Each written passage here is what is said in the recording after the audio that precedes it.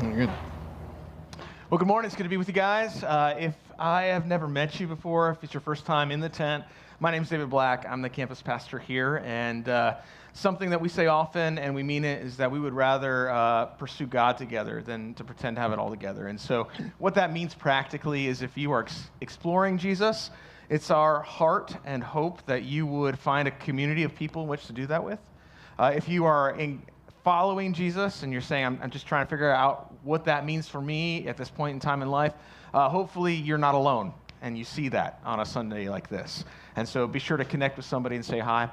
Before I get going in our time in God's Word and what He has to say, I want to give you a quick update on what we're doing with the building over there. And so if you don't know anything about that, and you're like, my first Sunday here, you can listen or you can check out for 5 minutes, but I think you'd be interested maybe where we're at. So next Sunday is a first Sunday of the month. And if you've been around for any amount of time, you know that the first Sunday of the month, this whole area gets taken over by caffeine and octane. Lots of cars, lots of people, and it gets so loud that we can't even do anything outside. So in the past, what we've done is several different things. You know, we normally have an evening service. Here's what we're doing next Sunday. We are really, really, really, really close to getting in that building. Sometimes I feel like a parent talking with you. Yeah, we're close. Sometimes I feel like a parent, you know, when your kids are like, if you've ever had kids or grandkids or been around little ones, like, can I? Like, well, not yet. Well, when? Soon. You know, soon. And you're like, you're just saying that, right? You don't know. And as a parent, you're like, yeah, we really don't know. I just kind of want to see how it goes. But no, soon, right? Like, so what we're doing next Sunday is we're gathering at 10 a.m. Okay, there'll be additional communication throughout the week on this. We're going to show up here at 10. We're going to gather in this tent to sing a song and pray together. That's what we're going to do. And then we'll give you instructions. We get to go into that space, and we actually have a lot of need to set up rooms. So think IKEA furniture, but not IKEA, right? So bring your Allen wrenches, okay? Or come. We need help assembling furniture. We need help staging rooms. We have an organized way we're going to do that together. And our hope is that from 10 to about noon, or really about 10:30 by the time we get it all figured out, it's about noon, we have time to put a dent in assembling stuff over there. Plenty of work to do. If you're like, I can't carry heavy stuff, it's not all that at all. There's something for you to do and participate in. We will have kids programming up to 3 years old. So if your kids are toddlers or if they're in the nursery, definitely understand it's hard to do anything, much less setting up furniture with children like needing your attention. We wouldn't do that to you. So we'll have that taken care of for you. Stay as long or as little as you can after 10 o'clock. We will have a definite point of end where we'll actually gather over there again and pray over that space. We don't know if the next week we're in there. We know the stage isn't ready yet, but we're kind of weighing that. It really just depends. And so we're trying to give you as much clarity as we can. So next week, 10 a.m., not 11. Technically, if you show up at 11, there's probably still some work to do, but you'll be late. Anyway. Looking forward to it. If you need more information about that, look out for the midweek. That's how we communicate mostly. That's an email that goes out. You can sign up for that this week by finding anyone with a red tag or talking to Gabby at the table on the way out. And we'll also send it out on our text thread too. So thank you for that brief aside. We've been in a discussion entitled Following Jesus Living Here.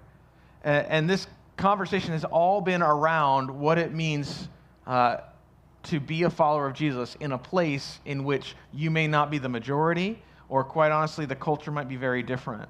And so we're actually looking at a letter that was written by a guy named Peter. Peter was one of Jesus' first followers. Peter went through this experience of what did it mean to follow Jesus. He did some things really great. He messed up a lot. And so he actually is writing later in his life to a church not much larger than this church. And he's saying, guys, I understand you're kind of in a spot. You want to follow Jesus, but you also live in the Roman Empire in a place that's difficult. And he writes to answer one question. And that question that he answers is this: how do I follow Jesus here?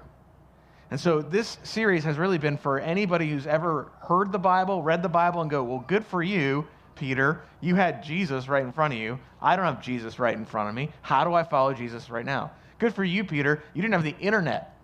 How do I follow Jesus in a world where there's internet? Like, good for you, Peter. You didn't have my spouse. I got my spouse. How do I follow Jesus with my spouse? You didn't have my kids. And so we've just been walking through and saying, like, what are some timeless principles that Peter is looking and answering for people who follow Jesus in an area that might be difficult. In fact, he talks to them and he refers to them from this strange word that's not common in our language, but it's called exile.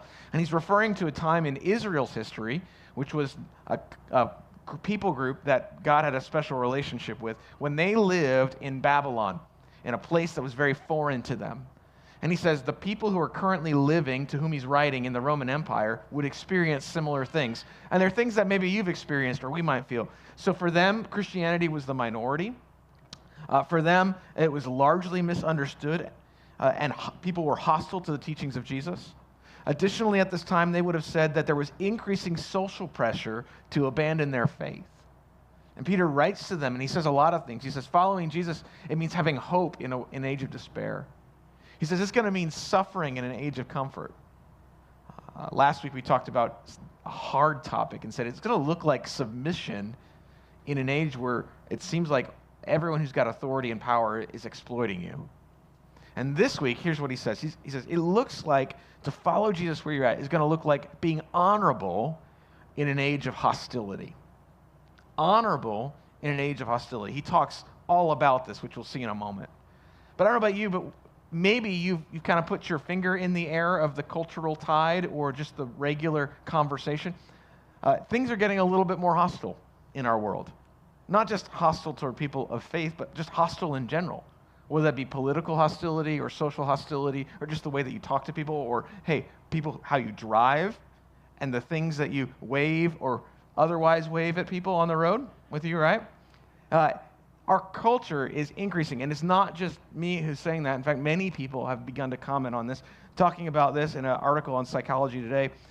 One author writes, in an age of positive psychology, meaning we live in a world where there's a lot of positive talk and positive self-care, anger has become the dominant socially expressed emotion. In fact, I don't have a slide for this, but there's a guy who talks about cultural change, and the last section of our cultural history together, they've labeled, I don't know if you've heard this, but the last 10 years that they've labeled the age of anxiety. And this cultural commentator was basically saying, we're leaving the age of anxiety, and he says we're actually moving into an age of anger, which I thought was interesting. The Washington Post recently said that Americans are living in a big anger incubator. We live in what seems to be not an incubator that would like birth life and joy and happiness, but the culture in which we live seems to be a culture that tends to, over time, create the right conditions and foster a response of anger.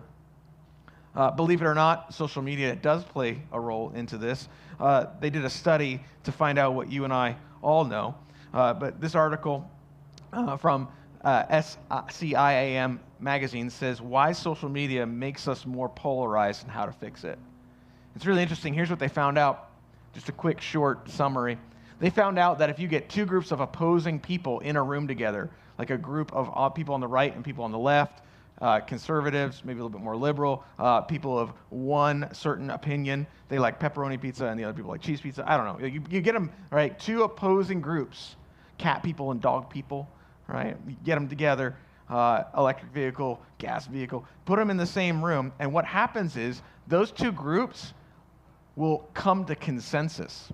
They'll actually move towards one another. They may not agree with one another totally, but if you have multiple people from multiple places in two camps in a room, they'll actually move to each other. What they found is if you put one person in between them who actually opposes the other person's view, that group will actually be more hostile. So what they're saying is this, is that actually when you see an individual online representing one person, representing the other side, that will actually breed more hostility in a group than if you just have the whole group represented there too. So we're not helping our case. Writing about this, in the 20s, G.K. Chesterton, who's a famous author, he says this, and I think it's fascinating to listen to what he observed. He says, "It is when, for some reason or other, good things in a society no longer work, that the society begins to decline. When its food does not feed, when its cures do not cure, when its blessings refuse to bless." I think it's fascinating. I also think it's the world in which we live. So how do we follow Jesus here? Peter writes to his people, and I think he writes to you and me. There's a great verse where he summarizes this. We're going to take a look at a lot of different scriptures because it's all throughout. But the summary, he says this. He says, live as people, this is chapter 2, verse 16 through 17, who are free. Live as people who are free, not using your freedom as a cover-up for evil. Oh, man.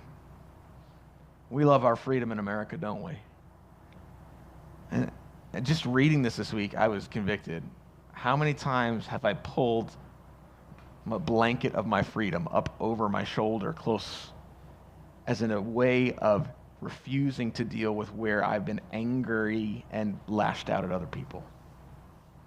Not using it as a cover-up for evil, but living as servants of God. Then he says this, honor everyone, love the brotherhood, meaning followers of Jesus, fear God, honor the emperor. We talked about, you're like, what does that mean? Listen to last week, right? But this word honor comes up, and so you might be going, well, what does that really mean? And I think if you look at the overall letter in Peter, what you'll find is that he really helps us out. Because just similar to suffering, like the word suffering in Peter shows up 19 times. It's the most frequently used word. There's a second word that shows up all throughout the letter that Peter writes. And it's this word, and it's not a hard word, and it's not an unfamiliar word to us. It's this word good. So Peter's going to use the word good 17 times throughout this letter. And I really think that as he uses it, we're going to discover and figure out what it really means to not lash out in hostility, but really what it might be to be marked as a people who are honorable in a world that seems like everybody's mad and tearing each other apart. And he's going to lay it out this way. Peter's going to talk about a lot of things, but I think there's a couple categories. He's going to talk about good lives, living good lives. He's going to talk about doing good deeds. And he's going to talk about people of whom we have good words. Now, before we go any further, I just think it's important that we would understand this. And here's why. Because if you call Grace Church your home, in this place, I think we have an opportunity at this day and age, and I think what Peter's going to point us to, I think if we miss this, here's what we'll miss. That it's not just simply that people are going to look at us and go, oh, you're the face of Christianity that I see, which is true. I actually think we're at a point in time where people might look at us as a church, and they're not going to say, oh, I just see the face of Christianity, but they might go, is this the fabric of the thing that I really want to try on in my life? Like, is what's in this people and what's in you something that would fit who I am and who I think we need to be? I don't think they're just going to look by and go, oh yeah, that's the face of a Christian. What's in you? How does it hold up? How does it compare? So Peter's aiming our hearts at this, I think, and we have a real opportunity to get around it. He starts off just by generally calling people to live good lives. All throughout this letter, he's going to tell us, hey, live good lives. In fact, right here in 1 Peter chapter 2, verse 11 through 12, he says this, dear friends, I urge you as foreigners and exiles, there's that word again, to abstain from sinful desires which wage war against your soul. Live such good lives among the pagans. The word pagan there just means not followers of Jesus. I know in our culture it means like, I don't know, you're listening to death metal and sacrificing chickens in the woods. I don't know. Like, horns and devil. Like, in their world, it just meant non-Christians. It was a very neutral term, okay? Live good lives among the pagans, that though they accuse you of doing wrong, they may see your good deeds and glorify God on the day that he visits us. Before we go on, I just want to point out that this word foreigners and exiles, what he means is this, and It means that as people whose home is not really here, who have allegiance to the Lord, Jesus, who claim Jesus as their king, and yet live in a world that has another king, the way in which we live and the way in which we do life ought to be weird to people. And you're like, well, we're winning at that because it is weird, right? But what way weird? Like weird, like we drive weird vehicles and say weird things and have weird homes? We act weird, we have weird habits. Like what way weird? Well, I think he actually helps us here because here's how it's going to be weird for others. You're going to be weird because of actually what you don't do. You say, really? Yeah, well, look what he says. He says, dear friends, I urge you as foreigners and exiles to abstain from sinful desires, which wage war against your soul. In other words, you're going to abstain from the things that you used to do. Like it's going to be desires, things that you want that before you thought were good, but now you're like, that's not what I want to do, so I'm going to stop doing that. And people are going to be like, why you stop doing that? Or why don't you do that? And you're going to be like, well, it has to do with who I love most. Well, who do you love most? Well, I love this guy named Jesus. I love him most. And so because I love him most, I can't love what you're asking me to love right now. You're like, that's weird. Everybody loves this. So it's going to look different. But what I think is helpful here is notice he says, which wage war against your soul. Where does he say the fight is for followers of Jesus? Is it out in the culture? No, it's in here.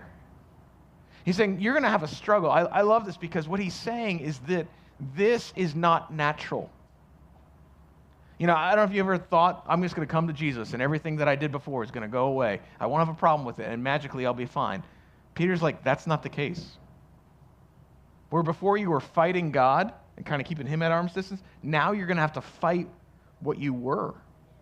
And so if you're like, hey, I've come to Jesus and it's a hard struggle and I don't know if I want to keep doing the things that I used to do. Peter's like, yeah, right. Because that's where the fight is. I don't know about you, but it is not natural for me to respond with a smile to people who give me a finger. Right? It's not. It's not natural for me when I get hit by somebody. Here, it's like your phone, right? Or any electronic device. All of them have this like factory default setting. You know what I'm talking about? Like if you screwed up your machine so much, there's a button or a setting where you can click it and it's going to erase all that you did to it and it's going to go back to whoever at the factory programmed it. What Peter's saying is that you and I have a factory default setting. And that factory default setting is that when someone punches you, you punch them. And when someone gets angry at you, you get angry at them. And when someone's hostile with you, you're hostile with them. And when you're frustrated because they're being just some words we can't say in church, you're like, all right, I'm going to be some words I can't say in church right now because that's exactly what you're doing to me. And how many times have you heard or been talking to your children or your friends? They did this, so I'm gonna, right? That's how it works. That's naturally the default. It's in anyone who stubbed their toe at night will tell you there's things inside of you, right, that come out because it's there. And what Peter's saying is there's there's something inside you that you have to fight. This means, by the way, that your coworkers do not make you sin. Your spouse does not make you sin. Your boss does not make you sin. Your environment does not make you sin. The things that where you live, your neighborhood, your neighbors don't make you sin. Your children, they make you sin, right? No, they don't. They don't. It's not out there. He's like, the first fight that we as people, the most hostility that we need to have is against the things that are naturally inside of us. Jesus talks about this in Matthew 15. He's talking to some religious people that said all the stuff out there, that's the problem. Jesus says, no. The things that come out of the mouth come from the heart. And these things defile a man. For out of the heart come evil thoughts, murder, adultery, sexual immorality, theft, false testimony, and slander. So I think when he's talking about good lives, what we need to understand is he's actually talking about people who are busy, so busy fighting what's in us that we don't have time or the desire to fight out there. That God is at work in our life so that we might actually abstain from who we were before. And I think it's good and it's helpful, right? That it's not natural. So if you're struggling and you're here this morning and you're like, we're going to talk about not repaying evil for evil, I know it's hard. I know it's hard. Peter knows it's hard. God knows it's hard. But it's what it's calling us to do. He says, actually, live such good lives. Now, notice, he says the word good here. Good can mean a host of things in the English language. There's actually two words for good in the Greek language. You can forget this, but one of those words is agathos. Agathos. It's where we get our name Agatha from. It means good. And what agathos means is morally good. So you don't steal, you don't kill. It's like somebody who has a high moral standard. That's not the word that Peter uses here. Peter uses another word, which is kalos. And the word kalos, you know, whether you know it or not, it's actually a word that means beautiful or attractive. He's saying, I want you to live such, he's not saying live such a morally high standard that everyone will go, woo, you're a Boy Scout, right? He's saying live in a beautiful and attractive manner. I just thought about some stuff that's beautiful. I don't know what idea comes to you, but I just threw some stuff up there. I think we could all recognize beautiful music. I think we all know the feeling or the moment when we stand at a beautiful piece of art, like maybe a stained glass window. Maybe for you, a horse in motion, just the animal and the way that the light hit it. You go, man, that is a beautiful creature. Like, look at that. For some of us, it's a flower or nature. You're just out, whether it be a sunrise or a rose or a mountain or a tree or a bug. Like, that is a beautiful thing. Look at that. And then others of us, it tends to be more maybe like aesthetic, like decorating. You've been in a space where it just feels vibe, right? It's a beautiful vibe. Like that's Peter's saying that followers of Jesus ought to live lives that evoke that response from the people around them. Now, I think what's interesting is when you actually look at what's going on here, he's not just simply saying, look and live in a way that people who just drive by go, oh, that's pretty. He's actually saying that to do this, to live good lives, means that we ought to have a manner of life in the day-to-day that observed over time might evoke this, right? So think for a second. If we go back to the verse that we just looked at, notice he says, live good lives among the pagans. He doesn't say apart.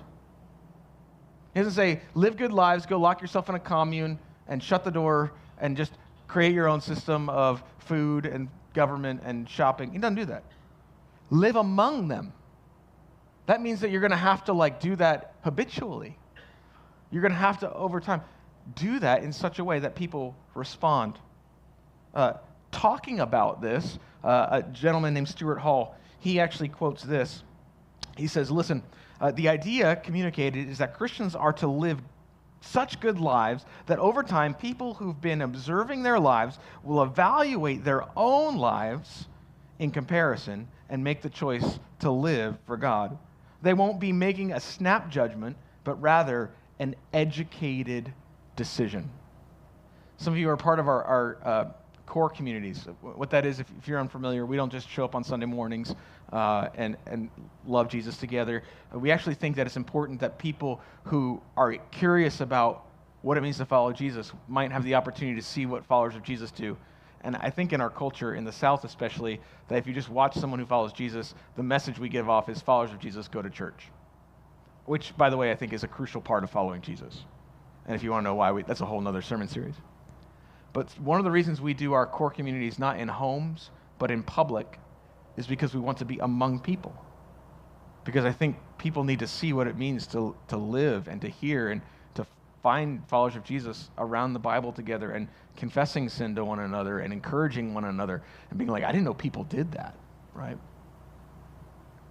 I think the pattern of it is so important because I think some of us, like how many, you know this, how many of us have met somebody and had such a great impression? And like, man, that person's got it all together. But then over time, been like, oh, I thought they had it together, but watching them and seeing them interact, no, right? This is the review that comes back on Amazon or on Yelp where it's like, hey, 2 months ago I reviewed this, but after a year, don't buy it, right? We all have that response. At the same time, how many of you have ever met somebody and it's like, oh man, I don't know. There's not really anything impressive about that person. Or maybe you're just like, I don't really understand it. But then over time, as you've watched them, as you've seen them parent their kids, as you've seen them love their spouse, as you've seen them go about their business, whether that be within sports or in the world or in their family, you're like, they weren't that impressive, but after watching them, wow, how do they do that? That's what Peter's talking about.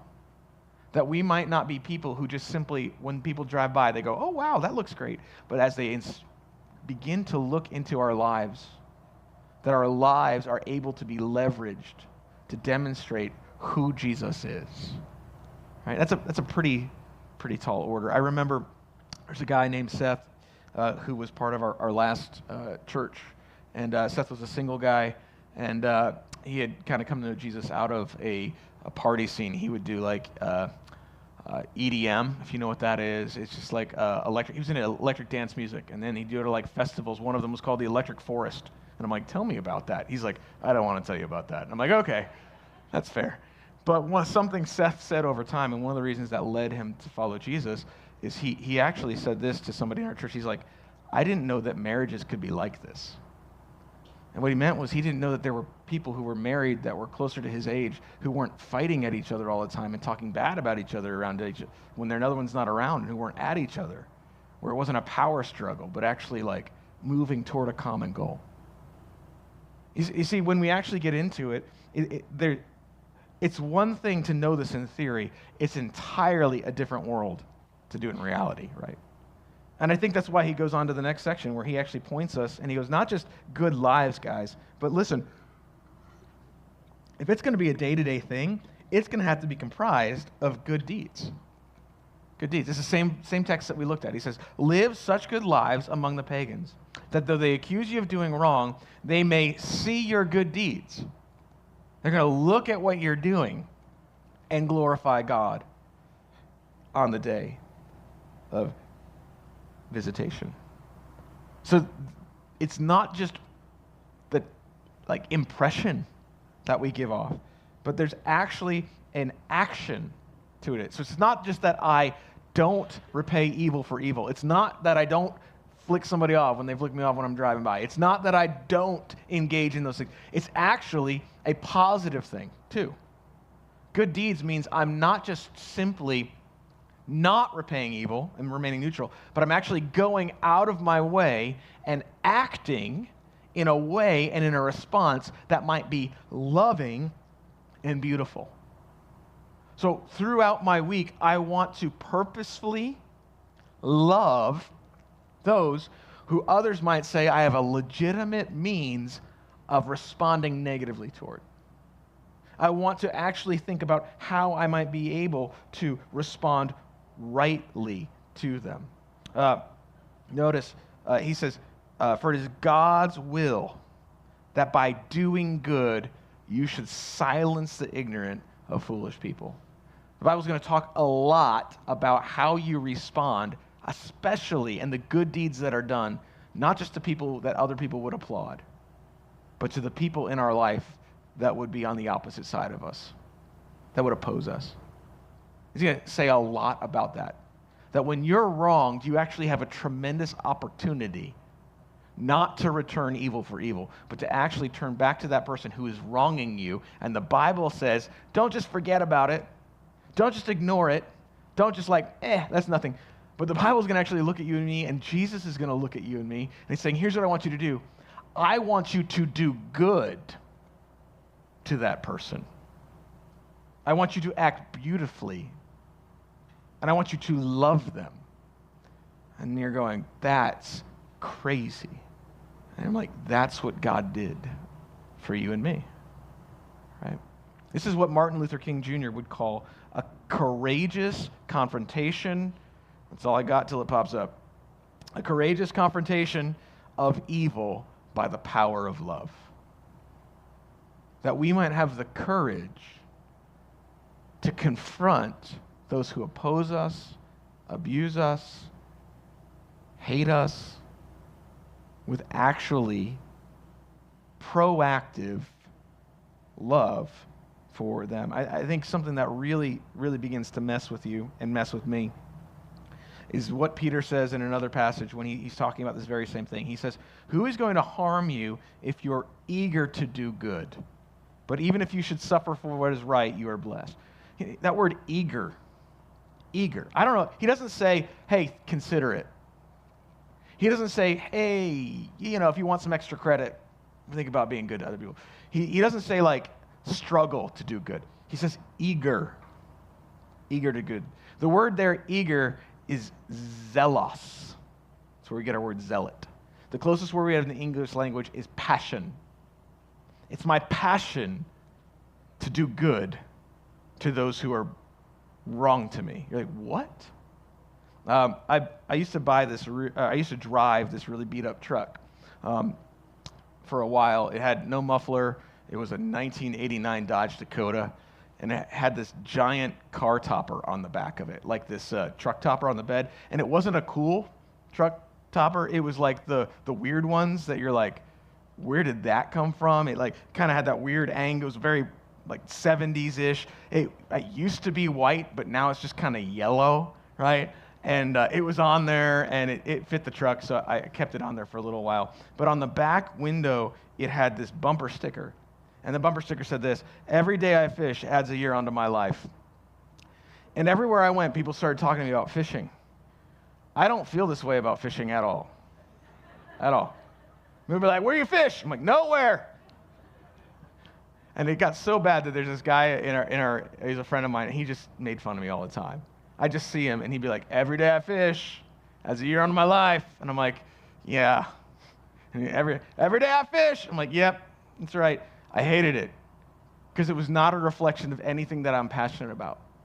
Because this bumper sticker implies that I think about fishing, that I have finances aimed at fishing, that I would rather be fishing than maybe with my friends, that if there's a spare moment, I'm fishing, right? That I would like have habits that aim that way, and I begin to like consider how could I do it better and where could I do it more, and oh man, I wish there's things I need to cut out of my life so that I can begin to fish more, right? And I'm gonna like invest in good, great, passionate, zealous fishing equipment, and I'm gonna learn the language of fish, and I'm gonna like be able to talk bait and tackle and all these things, that I'd be zealous about fishing.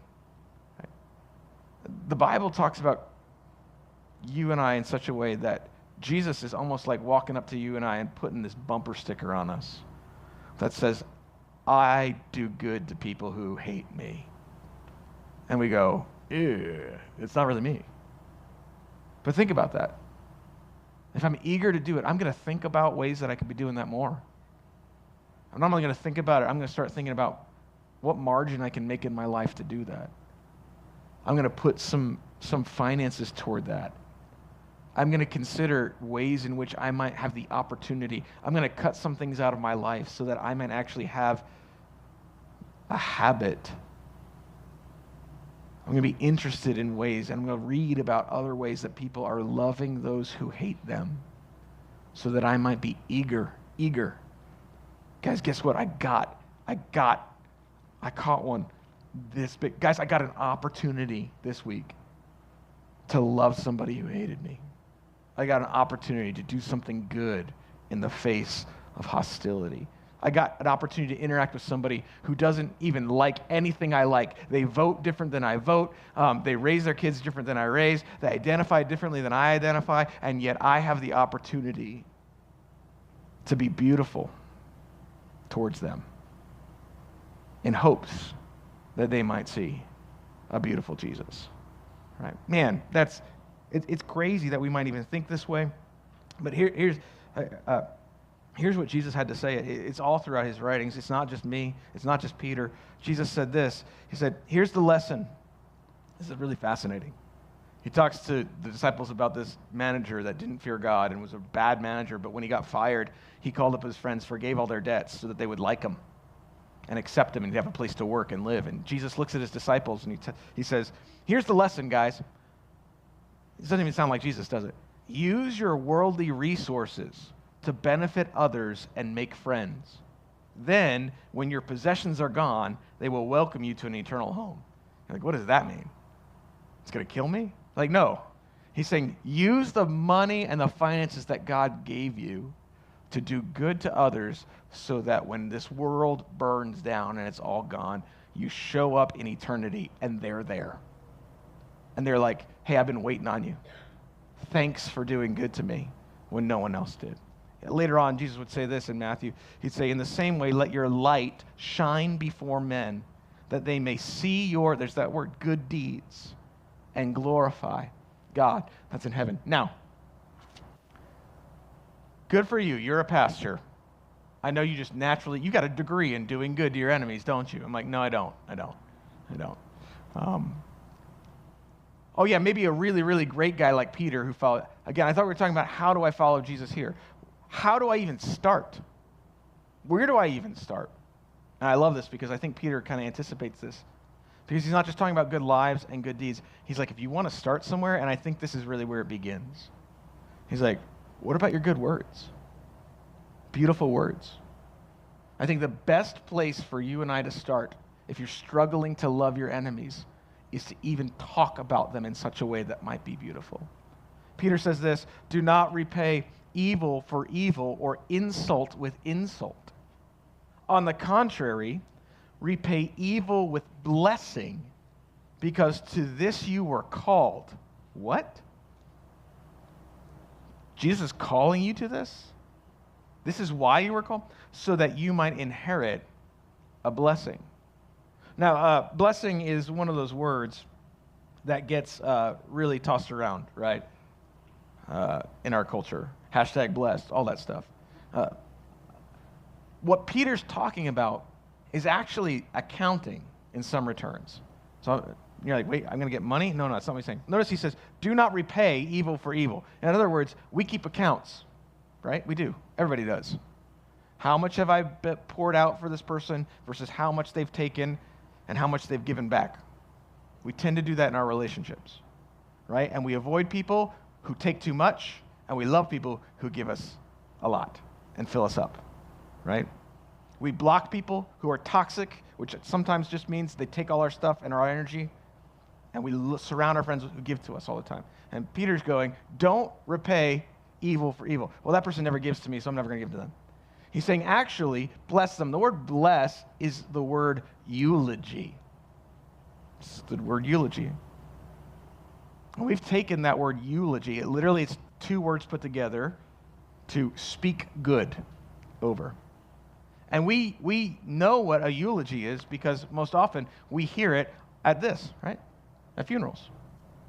A eulogy is when someone has lived their life and you get up and it is your responsibility to speak good things of those who have been here so that others might know the quality and the nature and the character of the person who's dead. Now, I'm a pastor. I've done funerals before. People say a lot of things at funerals. Here's what they always say. Always say. Just 100%. Here's this one's for free. You already know it. You've heard it yourself. I wish they were alive so I could tell them while they're living what I just shared with everybody else. I wish I would have told them more what I thought of them and not waited for this moment so then they couldn't hear it. And what Peter is saying is that followers of Jesus have the opportunity that when we are spoken evilly over evil, we actually have the opportunity to turn back around and speak good and beautiful things in response to the way that we've been treated about somebody else.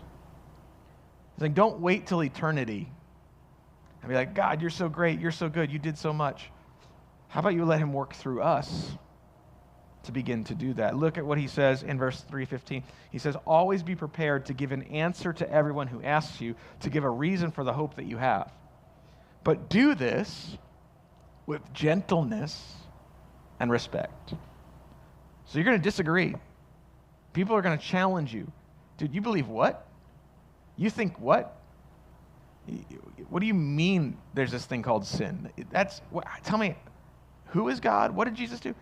And not to argue and bicker and belittle, but to literally do that in a way that is gentle to them and with respect. A buddy of mine, his name's Tony Lavigny. He's a pastor of another church.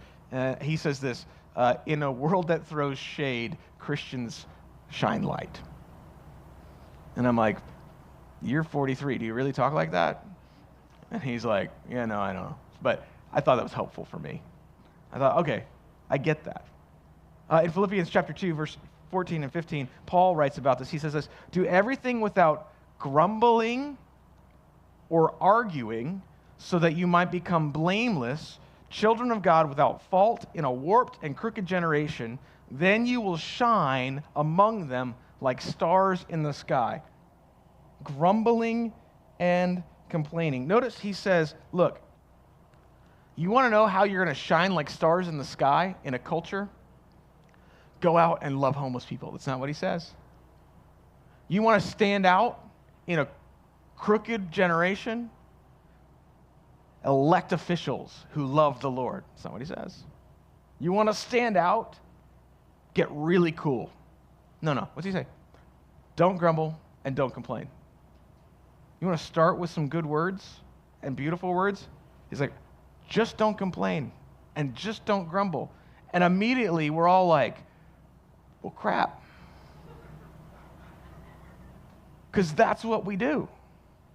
That's what everybody does. Do you know that would be ridiculous? And Paul's like, that's right.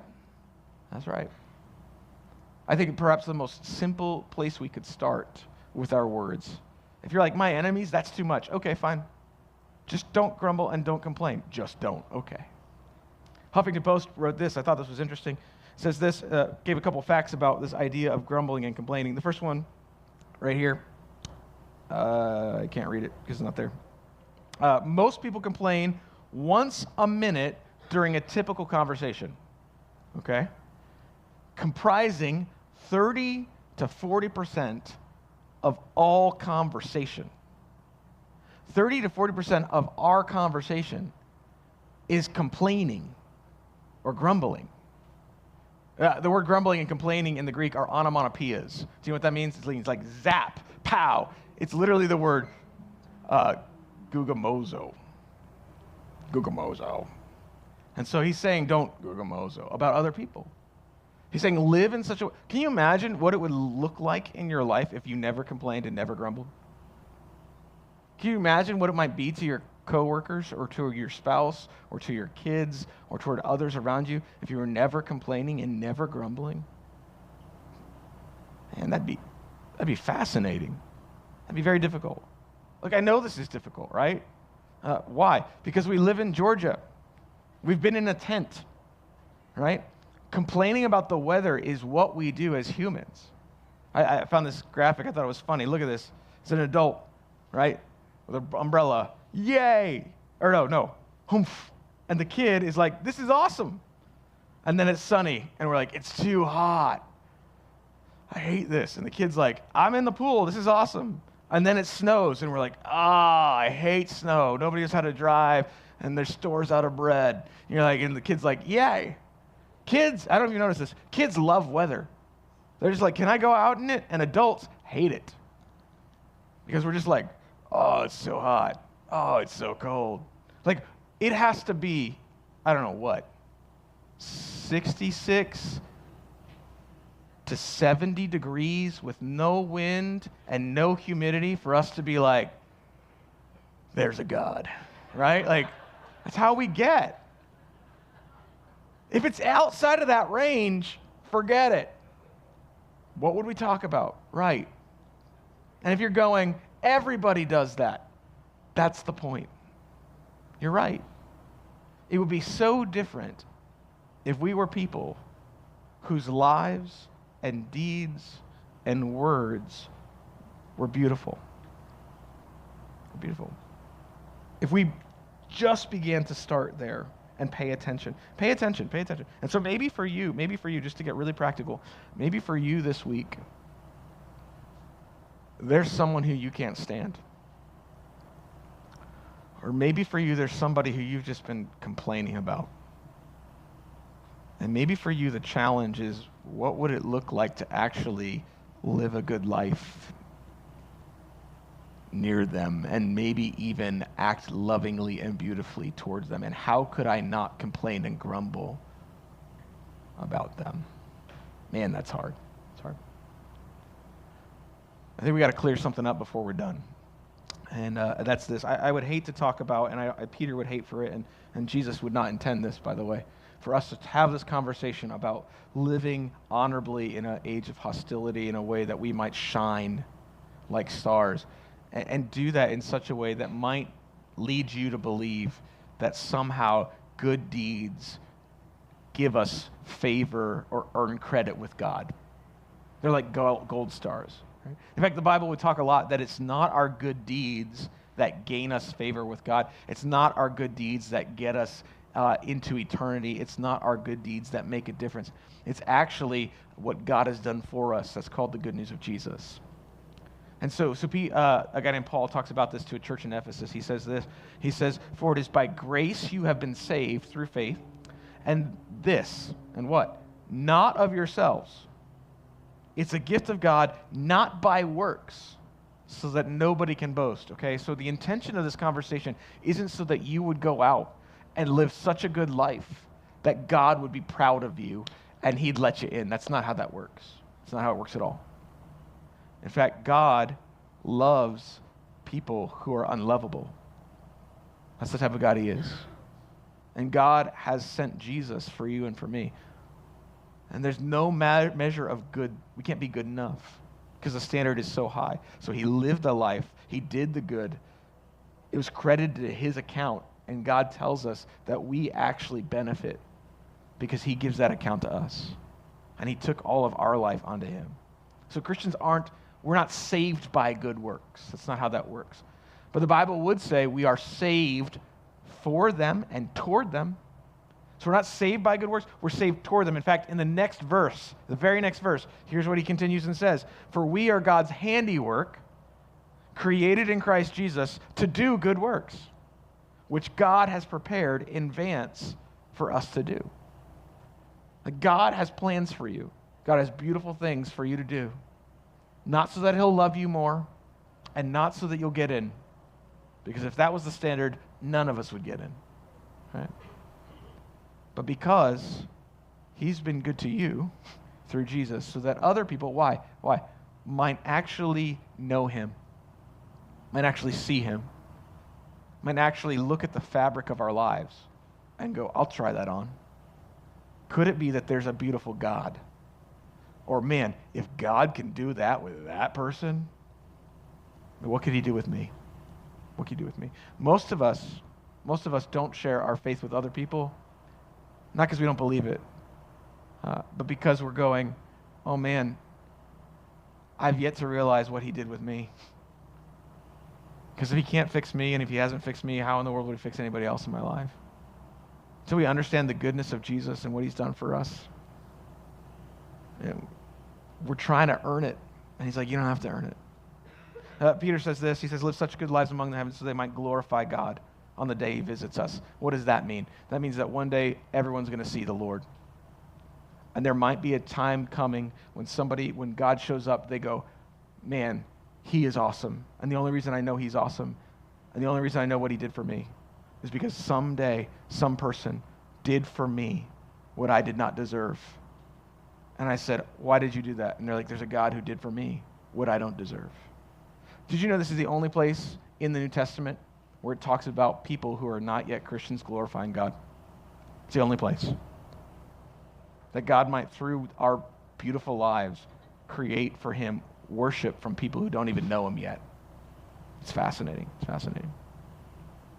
You see, I think ultimately, as the band comes up, what we're really talking about is painting a picture of the God that we serve. This picture, this artist here is famous. Perhaps you've seen it. It's famous for developing a type of artwork called pointillism. And it doesn't mean like, oh, here's finally some art where we understand the point. What it means is that this artist has made this completely comprised of little tiny dots. So that over time, if you were to take a closer look at it and study it, it would actually look something like what's on the far left over there of the image. That each little dot looks different.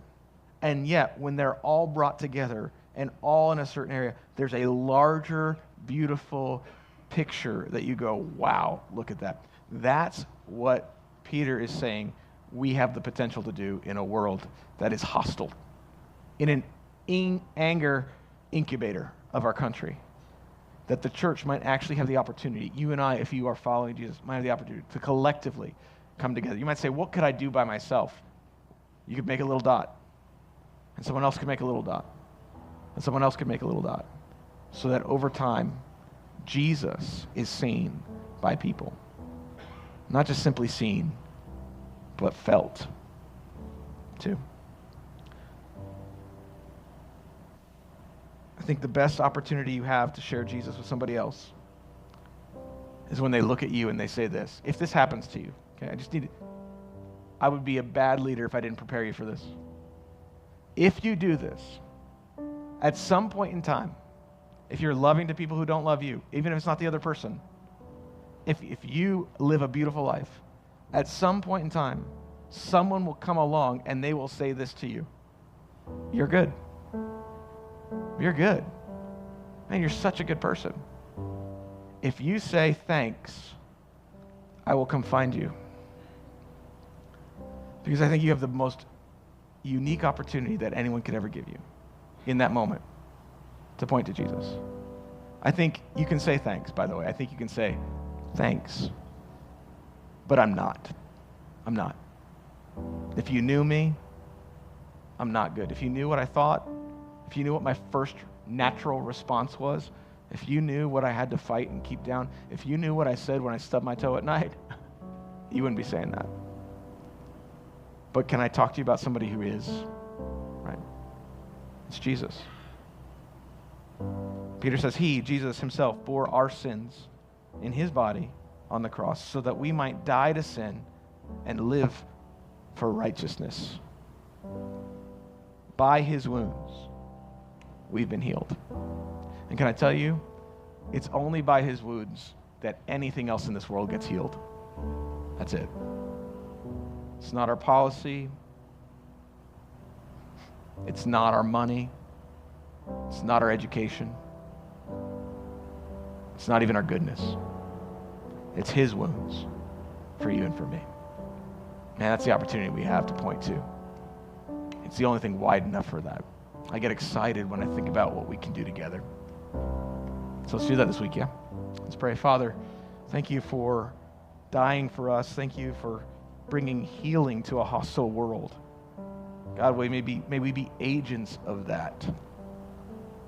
You elsewhere say you've given us a job or a task of reconciliation, that through us the world might come back together in some way and bring peace, because our message is about you. So God, as we go out, I pray that you would give us opportunity to do good to those who are evil to us, or that you give us the courage and the strength to do that, not because we're good in and of ourselves, but only because of your gospel, your good news. Lord, give us an opportunity when someone says that we're great to point to you. Lord, may we do it first where we live, with those who are closest to us, because that's the hardest. Lord, may we begin to change our words and then change our deeds so that our lives might be over time living pictures of who you are. Make our church into that, whether it's in a tent or in a building or scattered throughout the week. Lord, use us so that we might see your goodness. In Jesus' name we pray. Amen.